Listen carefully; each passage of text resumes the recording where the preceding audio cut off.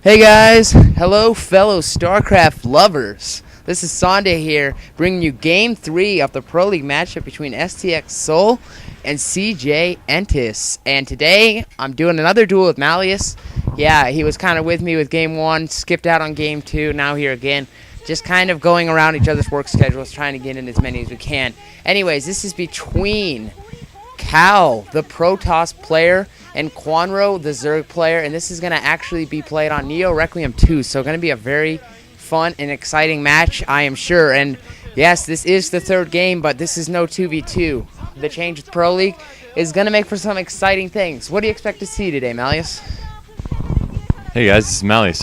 Yeah, I expect to see Kal. He's been known to be a top-tier Protoss player, always staying above the amateur Protoss players, as we like to call them in Pro League, or in the pro scene period. But he's known to be a top-tier Protoss player. He's a very creative player, and he's a smart player. That's the thing I like about Kal, is just because he uses his head in the game and he thinks of like unique strategies. He almost outthinks his opponent. Is usually the way he wins most of the time. And also Kwanro.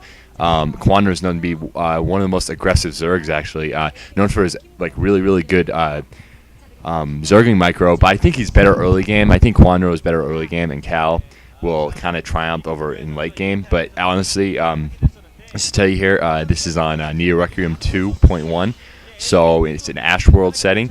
And here we have Kwanro in orange at the 6 o'clock, and we have Kal at the 9 o'clock in red as the Protoss. So yeah, this is a little interesting map because Neo Requiem 2 has actually a ramp down to your main base rather than up to your main base. So it's kind of like reverse tempo in that aspect of it. Yeah, just to give a little background information on both players, Kal is actually 62% against Zerg. That is very strong PvZ.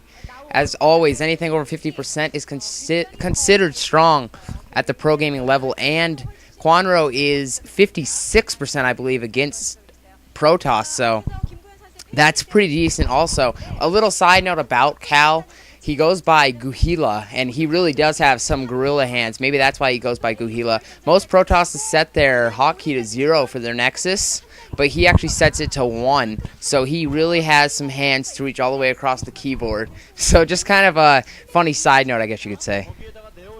Yeah, and here we have Kal here, looking swallowing. He's getting ready to focus. We have Kal here setting out a scout, and also we have Kwanro setting out a scout. But we also see right here we have Kal going a double gateway, so he's going to look to be very aggressive. Probably double gateway zealots, of course, here. So this is something I haven't seen for quite a while, actually, double gateway. I wouldn't expect it. Now we see Kwanro scouting this, actually. So Kwanro will know it's coming. Of course, I do. Yeah, here we go. Kwanro getting out. Looks like I think a 12 pool. I think a 12 pool. It's a 12 pool. So he's going to get 6 Zerglings. So he's going to be prepared for this. But oh wow! And actually, Kwanro putting his second hatchery inside his base. So I'm not too pro at this map because it is a somewhat of an awkward map, somewhat different. But has to be something with the map. And also here we go. We have Kal actually just placing his Zealot on the ramp, so he might be waiting until he gets 4 and moving out. That's what a lot of Protoss players do. And now here we have Kwanro. Kwanro trying to fight off this probe, getting in by Kal, and yes, he's gonna be able to kill off this probe fairly quick. We also see Kwanro getting gassed, so he's going to go in for a very low econ build here. He's putting his, that's something you don't see every day. He's putting their second hatchery inside their base. So yeah, now we see Kal getting the assimilator. So we're going to see what Kal can do with these zealots. But I don't know. I think Kwanro will. He has really good Zerg control. That's what he's known for. Yeah, so these Zealots and Zerglings are about to encounter each other. Holding the ramp will be a big part for both players, as it is a huge advantage for the player who does do so. That was actually a very nice slip there. Kal barely getting that probe by the drone. Here come these Lings. It'd be a mistake if he did charge in.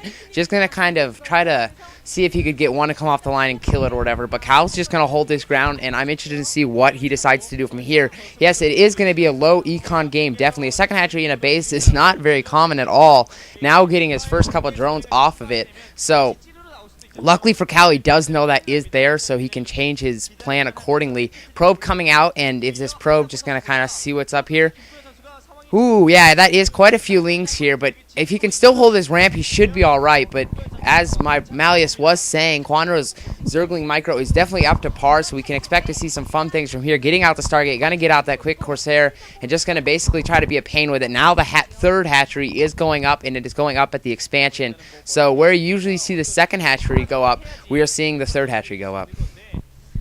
Yeah, that's a lot of Lings. Quite an interesting game. That's a lot of Lings coming from Kwanro there, and you can see actually before he actually stopped mining gas there for a while, so he got the speed upgrade with his Lings, and then he stopped for a little bit to get some more minerals. Now he put the there's a CJ Antics coach, by the way. And then he put the drones back on gas, so now he's gonna get gas to go up tech to layer, I suspect. Yeah, Kal going for a double gateway and actually not being aggressive with it, so he just wanted to protect the ramp. Now we see what's that? That's seven zealots, but there's no way. Yeah, Kal cannot.